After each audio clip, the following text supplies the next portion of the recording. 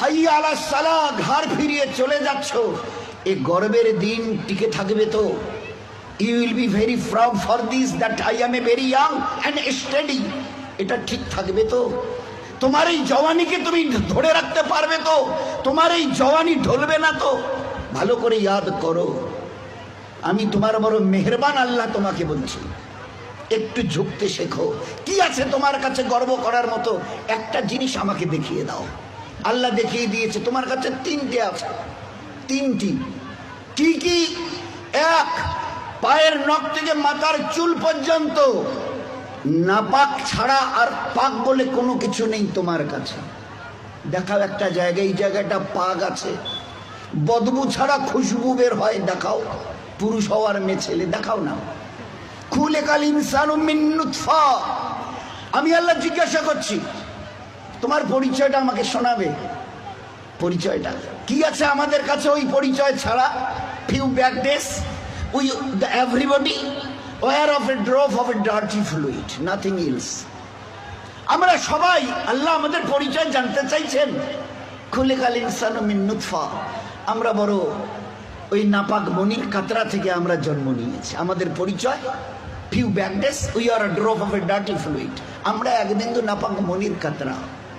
এর চাইতে বড় পরিচয়? আচ্ছা, তোমার পায়ের নখ থেকে মাথার চুল পর্যন্ত একটা জায়গা দেখাবে যেখান থেকে খুশবু বার হয়, দেখাও। নাক থেকে যদি করো, স্বামীও পর্যন্ত বলবে নাকটা একটু ঘুরিয়ে ওই দিকে। মুখ দিয়ে অক করো যদি, তো ছেলেমেয়েরা বলবে আম্মু তুমি এটা কি করছো? পায়খানা পেশাবের রাস্তা দিয়ে হলে তো কথাই নেই। কান থেকে যদি কিছু বেরোয় তো কথাই নেই। চোখের এই জায়গা থেকে যদি বেরোয় তো পাশে কেউ বসতে দেবে না।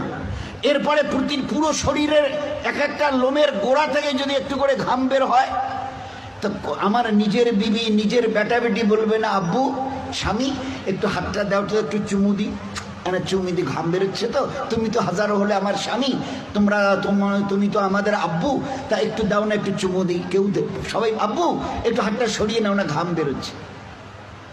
এই তো তোমার পরিচয়, পায়ের নখ থেকে মাথার চুল পর্যন্ত বদবু ছাড়া কোথাও। তিন, খুলিকাল ইনসানু মিন জাইফা, তোমরা বড় দুর্বল।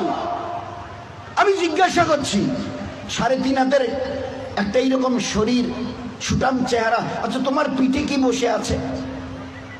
এইভাবে 2-3 বার দেখার পরে বলবে কই, দেখা তো যায় না।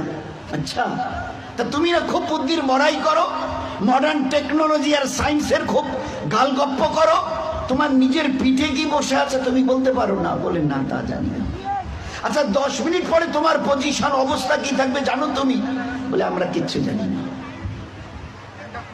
বাজারে যাবে বলে ব্যাগ নিয়ে মোটর সাইকেলের হুকে আটকে দিয়ে স্টার্ট করে খালি বাজারে গিয়ে স্ট্যান্ড করে খালি পা দিয়ে স্ট্যান্ডটাকে খালি ঠিক করে দিয়েছে।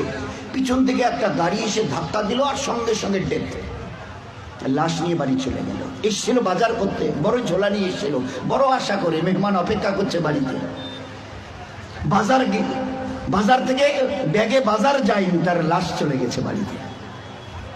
খুলিকাল ইনসানু মিন জাইফা।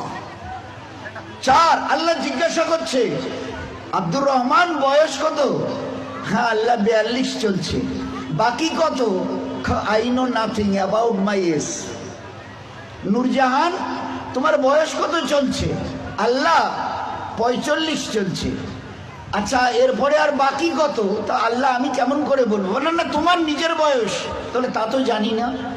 এই তো তোমার অবস্থা, এই তো তোমার অবস্থা। তুমি এক বিন্দু নাপাক, তুমি বড় দুর্বল, তুমি বড় বদবুদার, আর তুমি তোমার নিজের 10 মিনিট পরের অবস্থা তাও তোমার জানা নেই। এরপরেও যে আল্লাহ তোমাকে তিলে তিলে তার দয়ায় এই সেকেল সুরত আর এইরকম হায়াত দিয়েছে, একবারও তার কথা ভাবো না। একবারও তার কথা ভাবো না যে কত দয়ায় তিনি তোমাকে প্রতিপালিত করেছেন। দেখবেন সবাই, আমরা তো ওই সময় থাকি না, ওখানে মেয়েরাই থাকে। বাচ্চা যখন জন্ম নেয় না, তো যারা দাদি নানি চাচি যারা ওখানে ভিতরে থাকে, ও তারা এবারে বাচ্চা বের হবার পরে এবারে হাতটার নখগুলো ভালো করে দেখে টাকে, কান টানগুলো ঠিক আছে কিনা, সব কিছু চোখ টোকগুলো, হ্যাঁ ঠিক আছে গো ঠিক আছে, খবরদার বাচ্চা ছেলে হয়েছে মেয়ে হয়েছে ঠিক আছে, সব ঠিক হয়েছে, সব আছে, চোখ আছে, বুরু আছে, মাথায় চুল আছে, হাত পা ওর নখটুকু পর্যন্ত বেশ গুজিয়েছে। আচ্ছা, তো মুখে দাঁত কটা নেই কেন? কখনো ভেবেছ? এ জগতের ইনসান, ভেবেছো কখনো? সব বলছো ওকে, আচ্ছা দাঁত কটা যে নেই? আল্লাহ জবাব দিয়েছে তোমাকে বাঁচাবার জন্য। ওই সময় তোমার মুখে দাঁত কটা, যে আল্লাহ তোমার সব কিছু দিয়েছে, হাতের পায়ের নখ পর্যন্ত আছে, 2-4-5 দিন পরে কেটে দিতে হয়, সেখানে দাঁত কটা দিইনি কেন? তোমাকে বাঁচাবার জন্য। আমাকে চেনো আমি কত বড় মেহেরবান তোমার জন্য, শুধু তোমাকে বাঁচানোর জন্য। তোমার মায়ের পেট থেকে বেরিয়ে আসার সময় তোমার মুখে দাঁত কটা দেয়নি। যদি দাঁত কটা পেতে না, তো মায়ের সিনার ওই নরম গোশে স্তনে কামড় দিয়ে দিয়ে ক্ষতবিক্ষত ঘা করতে, 3-4 দিন ওইভাবে ঘা তাজা হওয়ার পরে মায়ের চোখের সামনে তুমি তরপাতে, জবাই করা মুরগিকে যেভাবে তরপাতে দেখো, ওইভাবে মায়ের সামনে তরপাতে, আর তরপাতে তরপাতে মরে যেতে তুমি। তোমার মা একটাবার বুকে তুলে তার নিজের সিনা তোমার মুখে লাগাতো না, এই জন্য তুমি কামড় দিয়ে ঘা করে দিয়েছো। আমি বাঁচাবার জন্যে সবকিছু তোমার মায়ের পেটে বানিয়েছি, পুরো ফিগারের যা কিছু প্রয়োজন, each and everything has been given from myself, শুধুমাত্র except your teeth, তোমার দাঁত বাদ দিয়ে, যেখানে আমি তোমাকে আমার দয়ায় বাঁচাতে চাইছিলাম, ওই জন্য দাঁত কটা দিনই, নয়তো মায়ের স্তনকে কেটে ছিন্ন বিচ্ছিন্ন করতে, মায়ের চোখের সামনে তরপাতে তরপাতে তুমি মরে যেতে। একটাবার চিন্তা করেছো আমার কথা? তোমার প্রতি কত দয়া করেছি। ফের এই বাচ্চাটা হাদিসে পাকের মধ্যে এসে আস্তে আস্তে যখন বড় হয়, তার বুবুকে, ভাইকে, আব্বাকে কিছু খেতে দেখে, শব্দ এর কানে আসে, আমারও ওই রকম দাঁত থাকলে আমিও খেতাম। আল্লাহ বলে, হাদিসে পাকের কথা বলছে, আল্লাহ বলে তুই একটু সবর কর, সবর কর, কারণ এখন তোর অতটা হুশ আওয়াজ হয়নি, এখনই যদি দাঁত দিই মায়ের স্থানে কাপড় দিবি, একটু সবর কর, এই 7-8 মাস 9 মাস 10 মাস হোক না, একটু যখন, তারপরে আমি দাঁত দেবো। গোস্তের ওই নরম জায়গা থেকে আস্তে করে বাবা মা সব খুশি, আম্মা তোমার নাতির দাঁত গজিয়েছে শুনেছ? আচ্ছা, 2টো দাঁত গজিয়েছে, তো উঠতে দেখে সবাই খুশি। আচ্ছা, কখনো ভেবেছ এই দাঁতটা বাড়তে বাড়তে এই পর্যন্ত বারবার পরে আর বাড়ে না? Why? What is the reason of it? Who will give the answer? Who will give the answer? Anybody else of this world? আছে কেউ দুনিয়াওয়ালা ও মডার্ন সায়েন্স মডার্ন টেকনোলজিওয়ালা এই দাঁতকে গজাতে থেকে খুশি হয়েছো? বাড়তে বাড়তে এই পর্যন্ত বেড়ে গেছে, তারপরে আর বাড়ে না।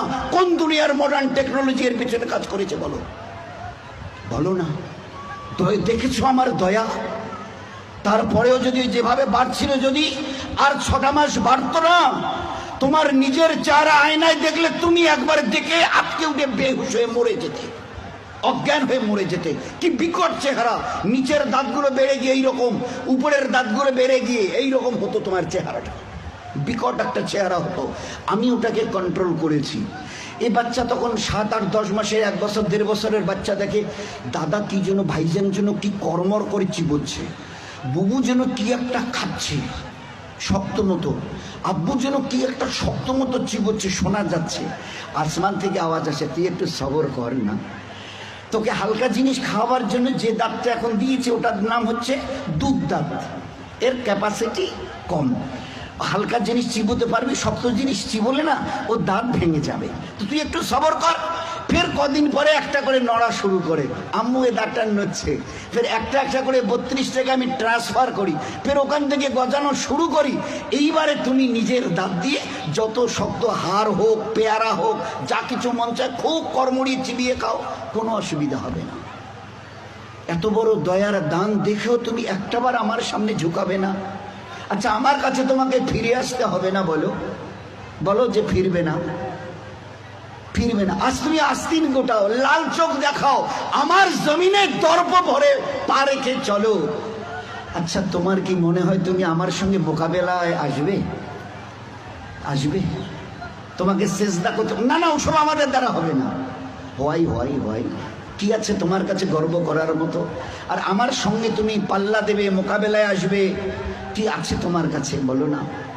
এর মাস আজকের যেটা ফুলছে মাসল, এটাকে না আর এই দিকে ঝোলা মানে ফুলাতে পারবে না।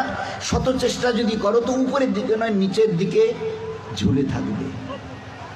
যে দাঁত আজকে কর্মড়িয়ে অন্যের দিকে লাল চোখ করে তাকাও, এই চোখ আজ বাদে কাল ঝাপসা হবে। এ দাঁত তোমার কাছ থেকে তোমাকে জিজ্ঞাসা না করে বিদায় নেবে। এ কালো চুল তোমাকে না বলে সাদা হবে।